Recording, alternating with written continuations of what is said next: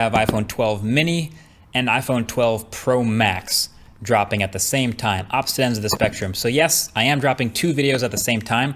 This one is all about the Pro Max, and I'll link below the video about the mini if you want to check that out too. So the Pro Max is the everything phone. It's the biggest, it's the most Apple has to offer. Fun fact, even the sticker in the Pro Max box is the biggest of any iPhone box. But also now, interestingly, in the past, iPhones have all just typically been the same thing across the board, but different sizes. Maybe an extra camera in the Pro. This year, there's an entirely new, different, special camera system in just the Pro Max. That's not in any of the other new iPhones. So naturally, this was the focus of my testing.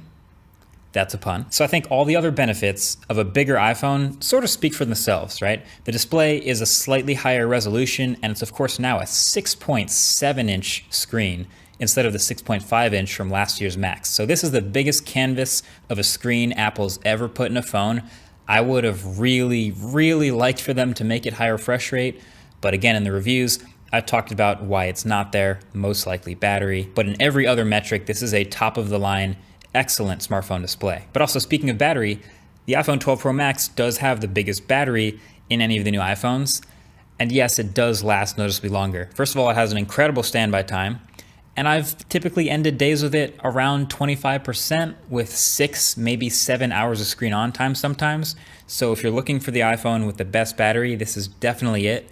It's comparable to the 11 Pro Max, I would say maybe just a tiny bit less. Then also, the biggest iPhone does technically also get the biggest speaker. If you look at the bottom of all these phones, the 12 Pro Max has a bigger grill than the others, but honestly, it's not a noticeably louder speaker at all. Really, I just found it has slightly bassier sound at the highest volumes. That's about it.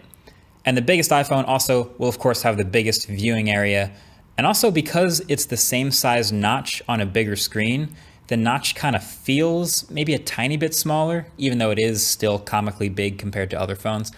But this is at least a no-brainer of a choice of an iPhone if people want to watch videos, do a lot of typing, a lot of texting, a lot of photo editing, big screen stuff like that. If you're not used to the size of this bigger iPhone, it's gonna feel huge. Like the toughest thing is, you'll notice right from the start, reachability is kind of tough. You can't reach all four corners of this phone with one hand, like you can with the Mini, for example.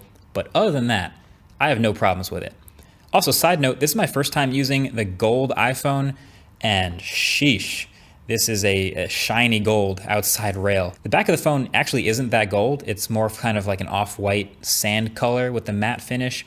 And then the rings around the camera and the stainless steel sides are the really gold part. But they're still gonna collect fingerprints like crazy. Honestly, it's not the color I would pick, but they don't have like a matte black Pro iPhone this year, so I guess I could just pick any color and then grab a D-brand skin literally just for the side rails.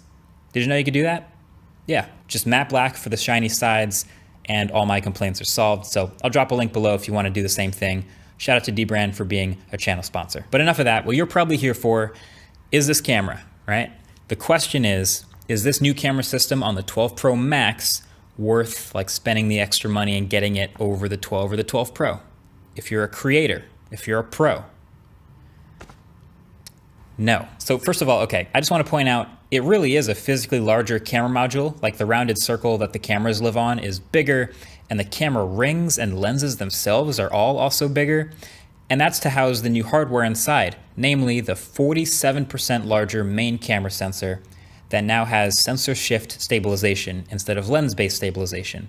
And there's also a new 2.5x telephoto lens. So that's huge, literally. Like a physically larger sensor plus better stabilization just screams like way better light gathering ability. So I'd be looking for improvements, not just in regular everyday photos and normal situations, but especially in lower light when you need to maximize light gathering. So ideally you see better night mode performance. You see maybe even not having to kick into night mode as often because it's gathering so much light, and maybe even not having to hold the phone still for as long when you do have to kick into night mode. But I found none of these things to actually be true. Now trust me, I really wanted to see a difference. Like this is the one with the actually new camera hardware. This is the first big jump for the iPhone in a little while with the cameras. With the bigger sensor, I was hoping maybe to see some more natural depth or some more of that bigger sensor look that photographers know to look for. And I didn't see much of that. To be honest, you could already get a solid amount of natural bokeh without portrait mode on plenty of smartphone cameras, including other iPhones. This one's no